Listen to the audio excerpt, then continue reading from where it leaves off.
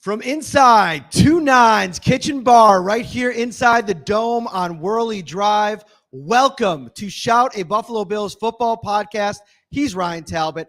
I'm Matt Parrino. We got a pretty big show here tonight, Ryan. When we put this thing together, we were super excited to have John Butler come out and join us. And I told him, hey, listen, make yourself comfortable at the bar, grab yourself an extra beer, because we got to start this thing off with a pretty big piece of news today with Stefon Diggs. You know, the Buffalo Bills are always pulling off these moves when you and I aren't expecting it. What a blockbuster today, though. Trading away Stefon Diggs to the Houston Texans.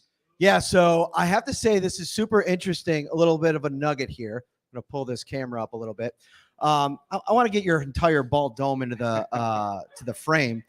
So I was on vacation a couple weeks ago when the Bills released Jordan Poyer, Tre'Davious White, Mitch Morse. We had to kind of do that podcast from my location on vacation. Right now, our good buddy Sal Capaccio is in Australia, and he woke up to this thing like 4 or 5 hours after the news kind of started. So shout out to Sal. You are in a bad spot, but in a good spot because he's on vacation. So I want to start with just the reaction in and of itself. The news drops today. You were at a doctor's appointment, of course. It always happens in some kind of crazy spot, but Stefon Diggs goes to the Houston Texans for a 2025 second-round draft pick. What's your first thoughts on the deal? First thoughts, Matt, were surprised because the contract, a lot of the guarantees locked in a few weekends ago, and that was kind of the okay. That puts the rumors to bed about Stefon Diggs potentially being traded. Feels like every offseason, at least the last 2 years, has been talk, speculation.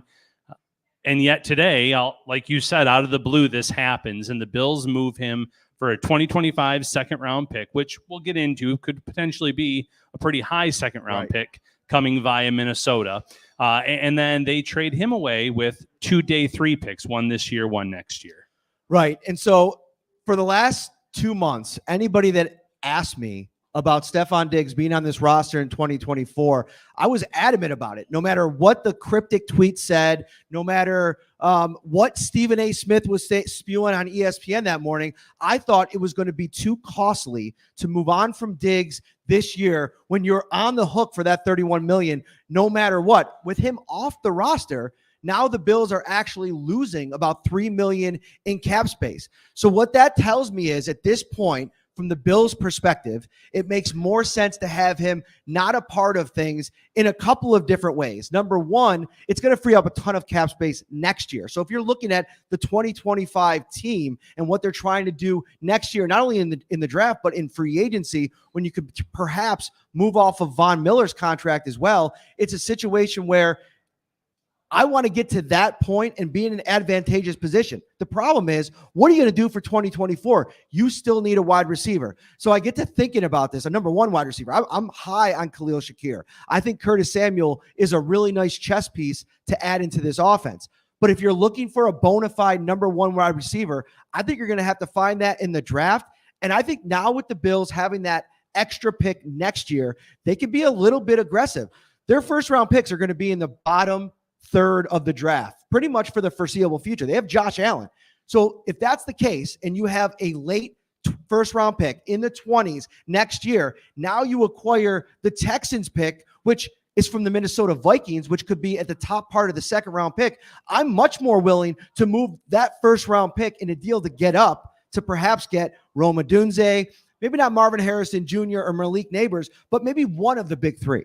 That's just it, man. If one of the big three fall out of the top 10, which is very possible with all this quarterback talk, and there could be a run on QBs early here, that could push one of those receivers down a little bit. And if you get to that 10, 12, 14 range, that's when I think Brandon Beane might start working the phones, trying to move up for one of the big three. There's a conversation to be had. Is Brian Thomas Jr. worth trading up for? In terms of a significant trade, or do you stay put at pick 28 and maybe go after the Green Bay Packers model, where the last 2 years they've actually triple dipped at wide receiver? Now, mind you, 2 of them were 7th round picks, but Jaden Reed and Wicks last year, they went with Christian Watson and the other one's escaping me right now, but it'll come to me here soon, I'm sure. Oh, Romeo Doubs. So they go after these receivers, and it's kind of worked for them. They've panned out in a few cases. You have them on rookie deals.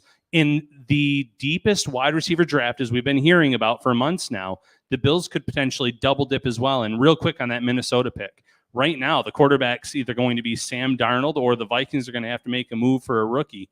Either scenario, you think, like you said, this might end up being a very high second-round pick in a division that's suddenly looking a lot stronger. You look at the Bills' offense and what it looked like under Joe Brady last season after he took over for Ken Dorsey. And one of the big things for me is the usage of Stefon Diggs, to me at times was a bit puzzling. And I think he was searching for that Curtis Samuel role, and some of that was getting put on Stefon Diggs' plate. Here's the thing with Diggs, though. You bring him back this season. You draft a wide receiver. It's going to be year 2 of Dalton Kincaid. He had 160 targets last season. That is a lot of the workload that you're putting on a wide receiver that's going to turn 31 next year. I still think he plays the game at a super high level. He's an exceptional route runner. Everybody you talk to teammate-wise raves about his leadership and ability. You're definitely losing something. But I think one of the key things that Brandon Beane said today that I think stood out to me is this now becomes an opportunity for other people to step up, whether it be Dalton Kincaid, who's your former or your first round pick last year, whether it be Khalil Shakir, who now has, he doesn't have to necessarily be pigeonholed into this slot role. Maybe there's an opportunity to get on the outside in a little bit more of a larger Stefon Diggs-esque role. And I'm not saying he's going to be a wide receiver 1. I don't think that he's at that point in his career. I don't think that that's what they're planning for him. But I'm saying that the opportunities there, the target share, can maybe have a little bit of an uptick for Shakir. Absolutely. And let's not downplay Diggs. He drew usually the top cornerbacks on opposing teams. Some cases was double teamed. But once Joe Brady came along as offensive coordinator, the target share was spread out a lot more. The Bills went 6-1 down that stretch. Realistically, could have been 7-0. That overtime loss to the Philadelphia Eagles being their only loss. They averaged 27 points per game over that stretch. So they were successful scoring points, and the defense deserves a hand in that as well. It wasn't just all the offense, but you saw Dalton Kincaid and how he came on late in the season. You saw what you had in Khalil Shakir down the stretch and in the playoffs. And you have James Cook, who great season in terms of total yards, rushing the ball. We know he can be a dynamite and lethal pass catcher too. And oh, by the way, you still have Dawson Knox here as well, who suffered some injuries last year. I think he comes back in a big time way as well. So there's definitely targets there. Curtis Samuel knows the system that Joe Brady is going to be, making his own this season. And I still think that you add a rookie and all of a sudden this offense can be just as good as last year.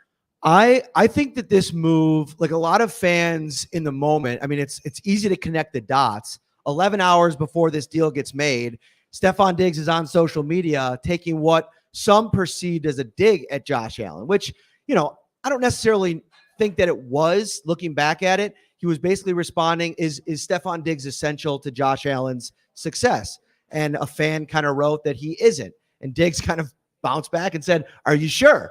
And I think that's something that Josh Allen has said before, that he's become the quarterback that he's become because of Stefon Diggs in a lot of ways. But let's not get it twisted either. Josh Allen right now, if we're talking about a pocket of quarterbacks in this league that can take over a game, that can win a game, that can elevate all the guys around him, even when Diggs wasn't producing.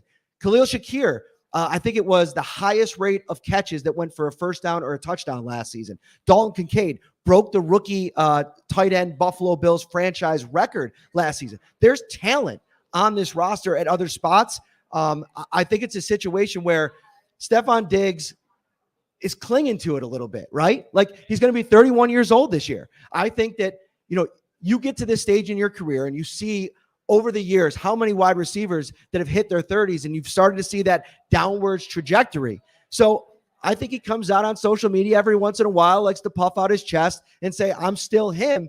We're going to find out an answer to that question next year. And I think the answer is going to be one that maybe Stefon Diggs doesn't like. We'll see. He is going to a great Houston Texans team, a lot of talent there at wide receiver, great young quarterback in CJ Stroud. Oh, no, I don't mean for him. I mean for the Bills. I got you. Yeah. So for the Bills. And you're right. Josh Allen, Stefon Diggs helped Josh Allen's development, but Josh Allen also helped Stefon Diggs. He was an all-pro here, 4 Pro Bowl seasons in Buffalo. why can't a player and another player benefit one another? And that's exactly what I think happened here. It's no coincidence, though, that a lot of the receivers that have come into Buffalo since Josh Allen's been to town have had career best years with Josh Allen. So Allen's done it with lesser players, and I think that he can do it with a rookie. He can get the best talent out of whoever's put in the same, the receiver room for him. What are you ordering on the menu tonight? We talked a little bit about it before, but have you looked at the menu yet? I saw a glimpse of it, and it looks pretty good. Joel was scrolling through some of the different options. So we're right here at 2-9's Kitchen Bar inside the Dome on Worley Drive. And check out some of the stuff that they got going on. Wing Down Wednesdays. This is right up your alley. $1 wings in the restaurant every Wednesday.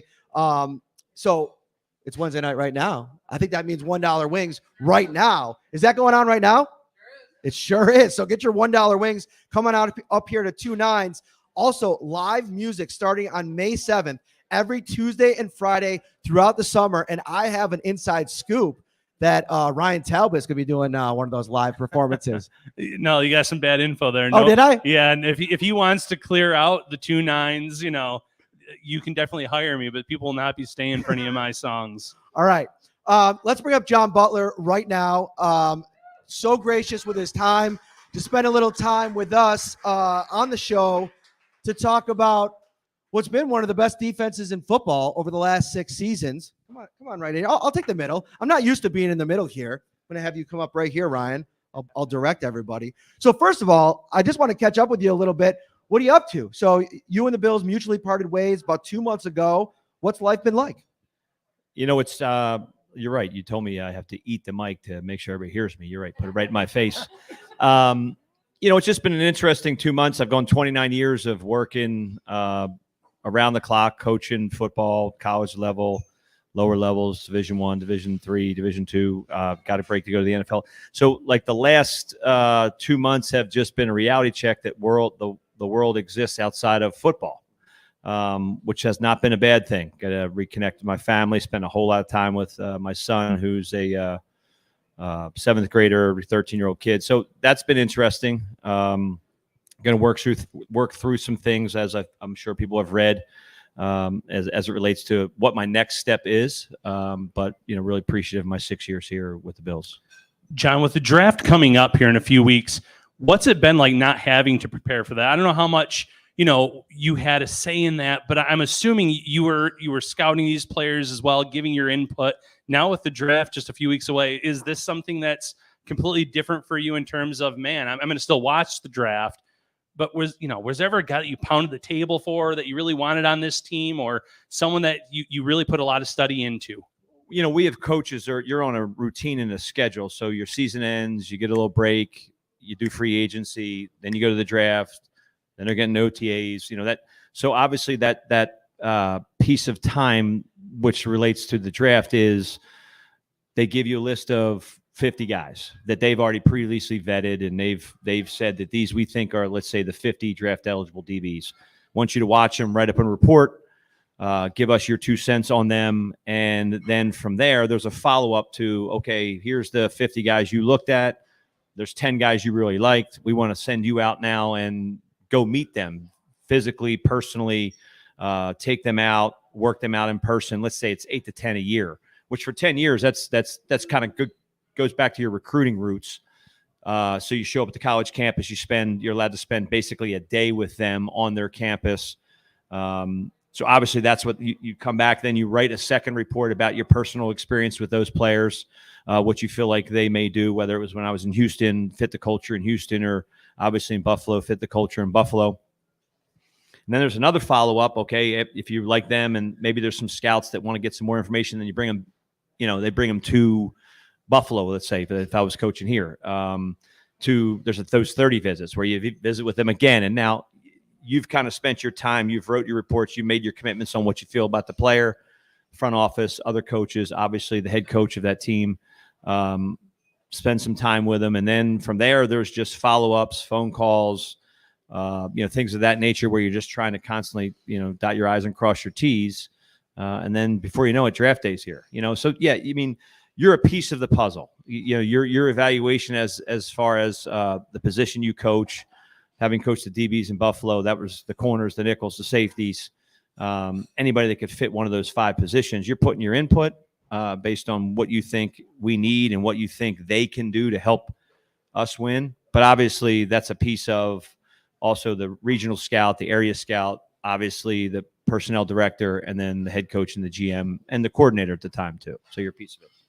So you look at this defensive backs room, and I want to ask you about Jordan and potentially Micah and obviously Trey moving on, your thoughts on that. But you look at some of the guys that are there, and, Christian Benford comes top of mind because he's gone from a 6th-round pick 2 years ago to now arguably a cornerback 1, or at least in competition for that. I know Rasul's on the coming back this year. He's probably going to be slated in that role. But what goes into developing a guy like that comes in without all of the, hoopla of, the draft? You find him in the 6th round, comes in and is able to kind of work his way up. Take me through that process of what it was like to coach Christian. When it comes to players like that, whether it's I have an example of in Houston, AJ Bouye, that we had in the same capacity that ended up signing with Jacksonville on a huge contract, or coming here in Levi, or Cam Lewis, or obviously then Christian and Dane Jackson as well. There's a DNA that's in these players that goes back to your question about when you go out on the road and you evaluate these guys. And Christian, I did not, but the regional scout that was in charge of him did a great job of understanding what a position coach values in a player. And there's certain things that you got to, to play for the Buffalo Bills right now under, Sean McDermott's leadership. You got to love football. You got to be a guy that's committed to it. You're going to put the time in. You're going to develop yourself. And so those characteristics are important. They're almost just as important when it comes to a 5th, 6th, 7th round pick as it is the talent. Are they a quality person? Are they going to put the time in? Are they going to work out on their own? Are they going to be okay when we tell them you got to come out early these days of the week and work on yourself and work on your game, and you got to do the extra things? There's not everybody's committed to doing that. They want what comes at the end of the road before they're willing to put into what they got to do to go along the road. And a guy like Benford and Levi and Dane and Cam and all these guys, they have a shared characteristic, is they willing to put that time in. And then as it comes to Christian specifically, and again, I can't speak on what they're going to do with him in the future or what his career's like going to look after I've worked with him. But, he's big, strong, smart, physical, and really developed into what I believe is a tier 1 corner in the NFL, because you just look at the time he's played. He finished this season under our direction as the number 1 tackling corner in the league, which is, corners aren't known for tackling. They want to cover and intercept the ball. And there's a lot of really good corners in the league that they don't even try to tackle. They're going to wait for somebody else to do it. He was the number 1 corner in the league, while at the same time being one of the top, I think, 3 or 4 turnover producing guys in the league. When you combined it with him and Rasul, they were 1 and 2. So when you look at a corner, you got to be big, you got to be strong, you got to be athletic to match up with good players, you got to be willing to tackle, you got to have the ability to cover, and then you got to take the ball away. Well, he did all those things. So I think the future is bright for him, and those types of people, the person, is just as important as the skill set. We're going along here. I want to give you an opportunity to kind of, sorry to interrupt you. No, you're good. But you will. But I wanted to get your thoughts on Diggs before we get too far, because I have a lot of questions about the defense and some of the things that have happened for you guys over the years, and looking ahead. But with Diggs moving on, I mean, you were around him on a daily basis, in terms of his approach to practice, what he was like around the building. What's your thoughts on the Bills trading him?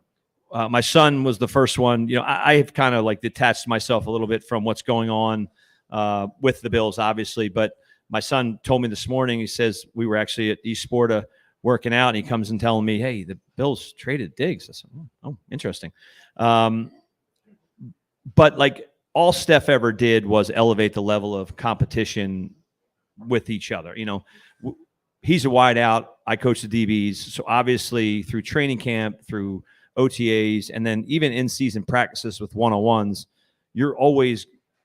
one of my players is always going up against him. And as a competitive person, which he was an elitely competitive person, and I try to classify myself as similar without his athletic ability, but like, I'm trying to get, whether it's Jamarcus Singer when I was coaching with the Bills or the guys that are playing on scout team to get in his head and to compete against him. And he was always one that was responsive to that, where in past places I've been, like, they'd be like, hey, back off a little bit. I'm trying to get ready for the game. But Diggs never did that. He was competitive. He understood that iron sharpens iron, whether it was training camp going against Tre'Davious or whether it's scout team stuff going up against Jamarcus, for that example, just to use that.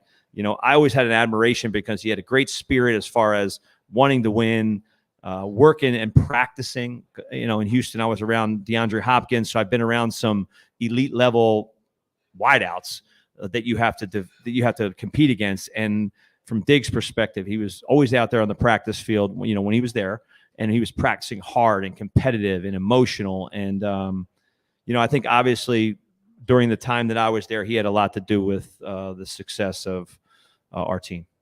So I want to go back to the cornerbacks we were just talking about, those day 3 UDFAs. One we didn't touch upon, Taron Johnson, too.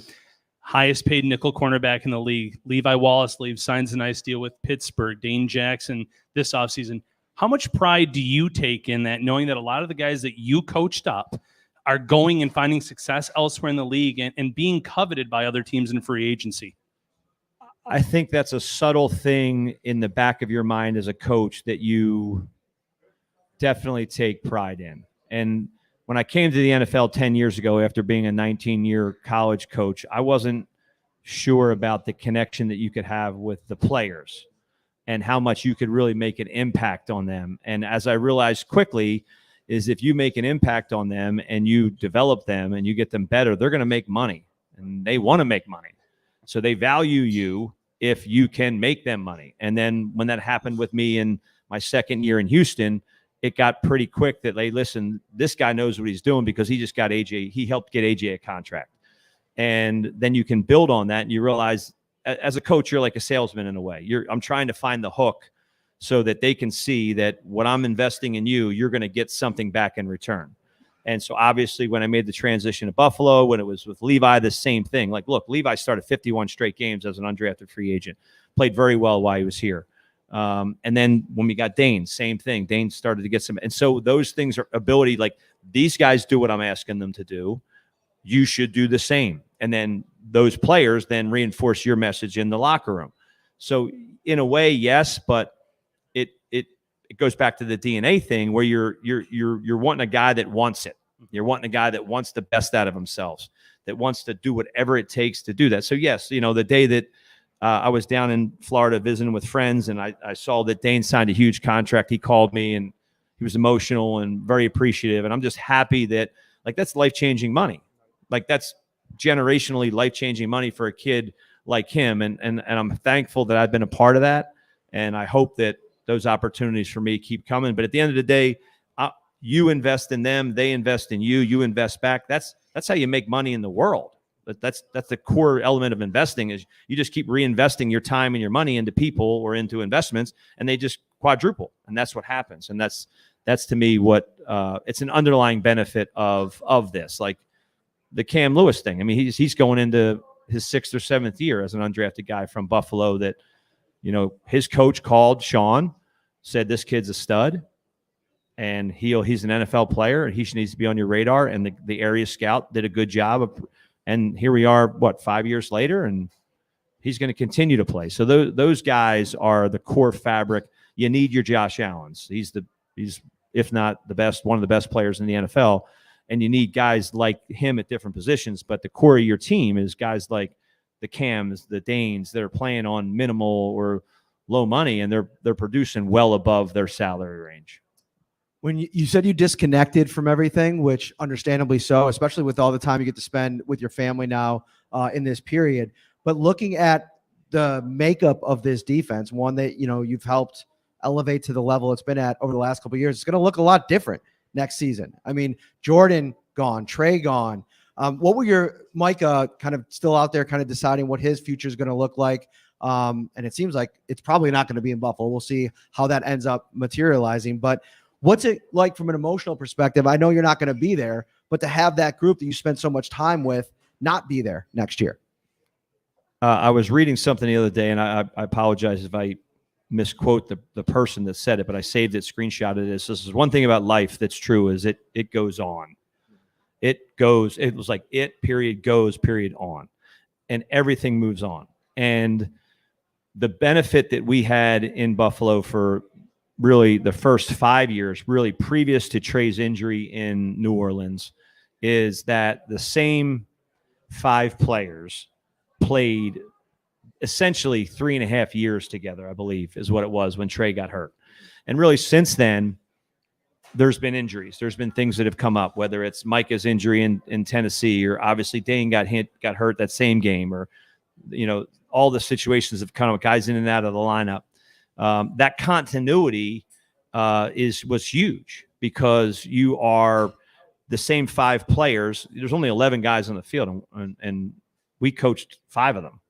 So that continuity of, for example, Jordan being into the boundary a lot, working with Trey, and Micah being into the field a lot, working with Levi or Dane, and then obviously Taron to the field.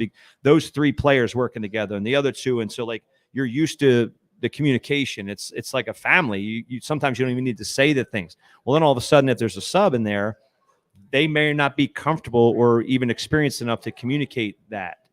So I think that's always a challenge. Anytime you turn over players on any defense, whether it's the Buffalo Bills next year or whether it was after we dealt with it with injury, and that's where time on task comes in. And that's where all the teams in the NFL right now starting up their offseason programs, whether it's the new coaching staffs I saw are starting, I believe, today, or the recurring coaching staffs are starting in a couple of weeks. I mean, that's why you have to have the offseason, is to kind of develop that level of communication and trust.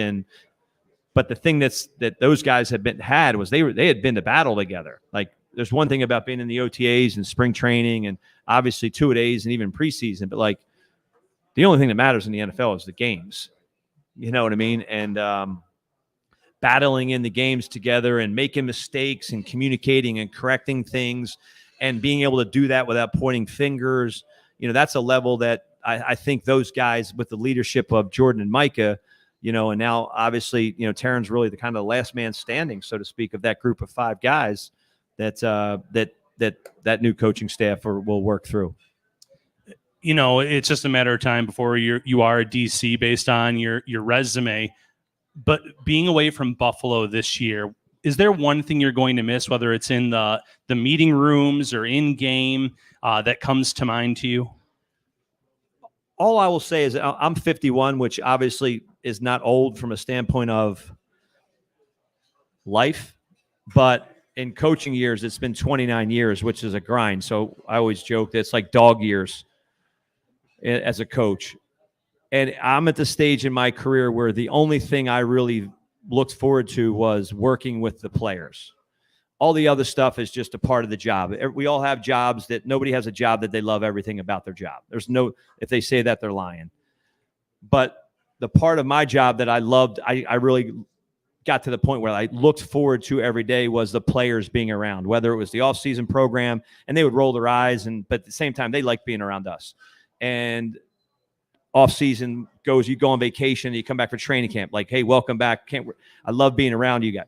That's what you're going to miss. That's, I think, the ultimate, when I'm evaluating like where I'm at right now in my own life, that's the thing that I know that as a coach, that's why you do it, because you want to get players better. You want to improve their lives. You want to help them in any way that you can, teaching, coaching, developing them on the field, off the field. That really, you can still do that in the NFL. So I know that's something that, that I'm going to, as I'm taking this year to kind of evaluate what is next, I know I'm going to miss that, some of that stuff with the draft or with free agency or with some of the stuff you deal with in the office, not so much, but definitely the players. Now, a lot of those players are new, and they're going to be new whether you go to another job or really whether I would have stayed in Buffalo, because, obviously with Jordan and Micah and Tre'Davious now gone, but that's a fact of life in sports, is it goes on. So in Buffalo, you've had 2 first-round draft picks that you've worked with, starting with Trey,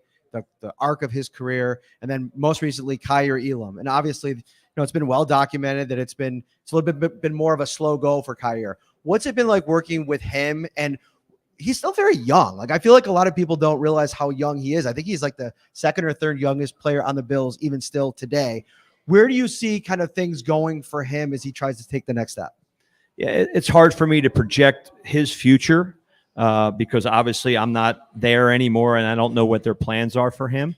But Kyer's a great kid, works incredibly hard, probably one of the top 5% workers in the building in terms of the time he puts into it.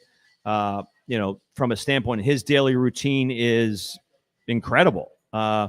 Almost to the point sometimes where you had to be like, hey, just take a breath a little bit. So he's, from a standpoint of, he is putting the time in. I know that my time with him, the 2 years I was with him, whether he's in the training room, whether he's on the field working extra, whether it's the studying of the tape, whether it's the questions he would have for me, whether it was working with strength staff and Urxiano and those guys, like, this kid has put the time in. And I think you hit a huge point, is that he's young. Like, he's only 21 or 22 years old. He's a very young player, not just like experienced in the NFL, but he's a young guy. So I think that I think he's got a bright future. I think there's some things he can continue to work on to get better, like every player has to. But I think, you look at the work ethic usually ties into the long-term result in a person's career, and that kid's got a work ethic. He's got a strong foundation of the game. So I think that he's going to do whatever it takes to be the player that he's capable of being. Staying on Trey, how difficult as a coach is it watching a player who comes back from that injury last year, puts in that grind just to see it happen again? How much does that, as a coach, affect you, knowing the grind in terms of what he did to get back on the field? That game against Miami this year was pretty intense. There was a lot of like talk coming into the game, how good they were going to be and what they were going to be and whatever. So we were emotionally dialed in for that game. I think you could tell by how the whole team played. And when his injury happened, the game was kind of at hand already. We had our way with him, I guess, in a way, and I was right there. I think it was a short yardage play, and I was on my sideline. And when I saw it happen, it really was, I knew right away, and you're like, no way.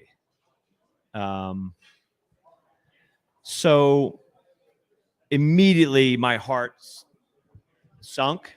You good? Immediately my heart sunk.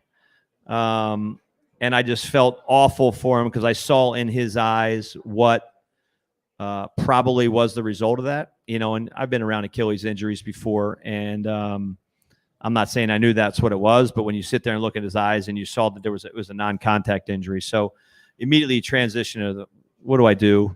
You change and shower after the game, and I went and saw him at his house, and that was a hard day. That was a hard conversation. As excited as we were about, beat Miami, but this is a kid who's, he's done everything I asked as a coach.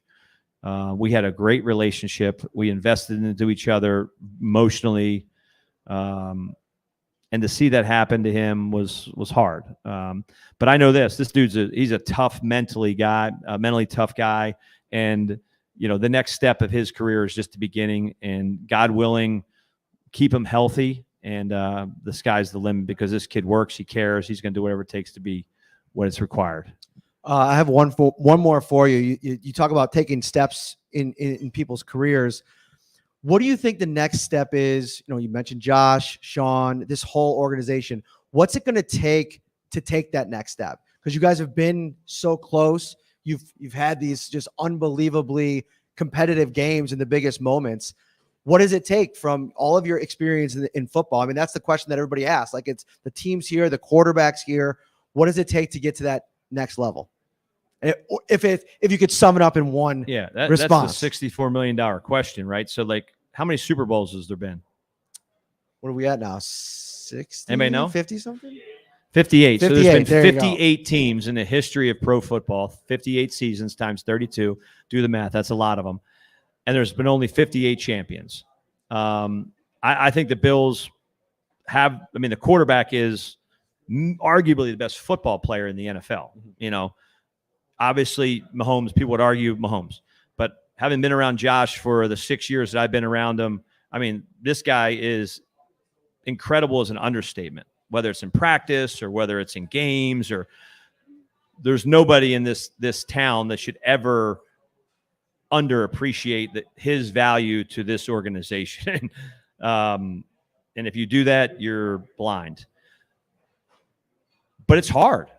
Winning in the NFL is hard. And the success that this organization has had over the 7 years that Sean's been here is unprecedented, not only throughout the league comparatively, but just think about the 19 years prior to him getting here, meaning Sean, and the 20 years prior to Josh. And I think Josh is going to be here for a while, and so will Sean. So I think they're right there. At the end of the day, what do you have to do? You're going to have to beat Patrick Mahomes in some capacity in the playoffs. That's what the games come down to. And who's beaten them more frequently over the last 5 years than the Buffalo Bills? Well, they've beaten them in the regular season, so you can do it. And I just think it comes down to breaking through. Everybody, you follow these documentaries about, Lakers versus the Celtics, or, the Bulls versus the Pistons. I'm a basketball guy. There's a breakthrough moment when you finally break through, and then the floodgates open. So it starts with one, and I'm not going to put any, but like, this is a player, meaning Josh, generational player, that when he breaks through and the team follows him, the sky's the limit. So what is it? I mean, at the end of the day, it's close playoff games over the last couple of years that have come down to one team making a play and the other team not, on whatever unit it is. It's not like you walk out of these games and say, okay, the Chiefs have won 3 Super Bowls and they've destroyed the Bills. That hasn't happened. They've beaten the Bills in overtime or by 3 points. So they're there. And like I said, I think that with the player that they have running the organization and, and the leadership in that organization, the opportunity is there. Give it up for John Butler taking his time to come in and chat a little bit. I wanted to tell you, I'll take that. Listen, you did a great job, by the way. You were eating that mic the whole time. I think the audio from John was better than either me or Ryan, although Ryan's is always good because he's got that, that low voice and he can really kind of shoot it into the mic. Listen, I always enjoyed our conversations. I really appreciate you doing this, man. Thank you. Yeah, thank you so much. Thank you. All right. So one last shout out for 29's Kitchen Bar, which hosted us here tonight. What an awesome spot. The bar is buzzing over here. You got people swinging clubs in there. A couple of our fans, we got our insider, Matt Herman, in the house here tonight. And he brought the whole family. They had a couple of bags of golf clubs. I think they got in a couple swings before dinner. That's legendary stuff, man. We appreciate you guys coming out. Like I mentioned before, Wing Down Wednesdays, $1 wings in the restaurant every Wednesday. Live music starting on May 7th, Ryan. Final word. Final word, Bills fans. I know there's a lot of panic after today's trade. There's a long time until September, though. Let's see how this roster looks when week 1 rolls along. There's a lot of coverage of today's events over at the website, Syracuse.com, NewYorkUpstate.com. You can read all of our thoughts there. Get on the insider text line. Ryan's been fast fingers today, responding to everybody over on there while I've been writing all these stories and then doing this show here tonight. We will see you next time. We'll probably be back later in the week. Probably have to do another show. A lot more to talk about, a lot more to learn. Take care, everybody.